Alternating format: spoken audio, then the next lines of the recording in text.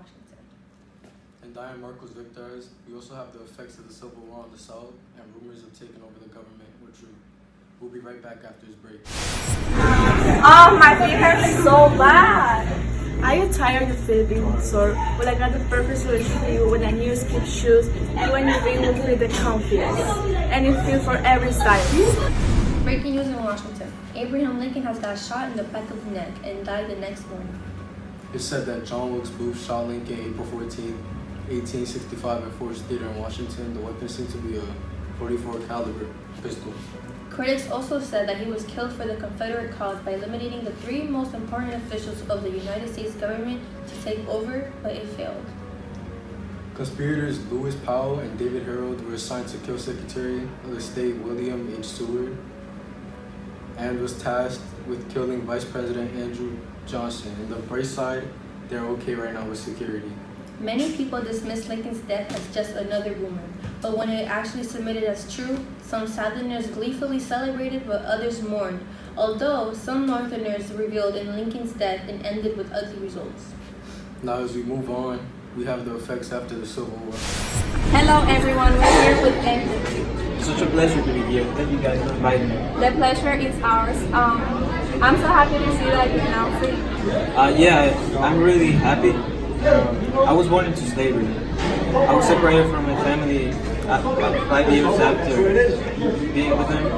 It was really hard to wake up in the mornings and knowing that I would not accomplish the things that I wanted to do just because I was owned by this guy that gave me orders and I had to follow them. What do you wish to do now that you're free? Since I have not seen my family for more than 20 years, I wish I could find them and be back there. Anything else you want to add about your experiences? Yeah, the things that I have been through were really harsh, but I really think that those things made me the person I am. Okay, thank you for coming here. Now back to you, Mark.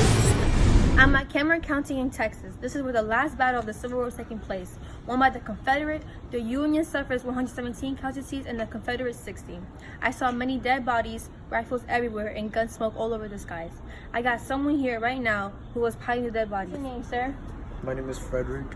I just want to know, how was the whole field after the war? There was a lot of bodies, more red than blue. It was a real casualty. What would you guys do with the rifles that were left over? We're supposed to report it to the police. Thank you for your time, Frederick. You're welcome. You got it here, folks. Back to you, Marcos.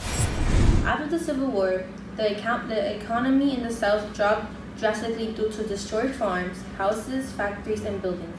This left many people in the South with no jobs, food, or shelter.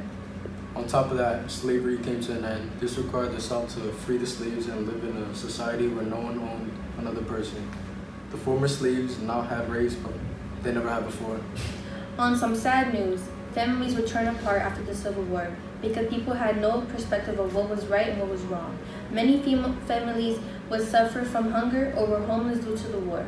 And finally, on politics news, Civil War amendments passed and the 13th, 14th, and 15th Amendment. That's all the time we have now, folks. Have a good night and blessings to all.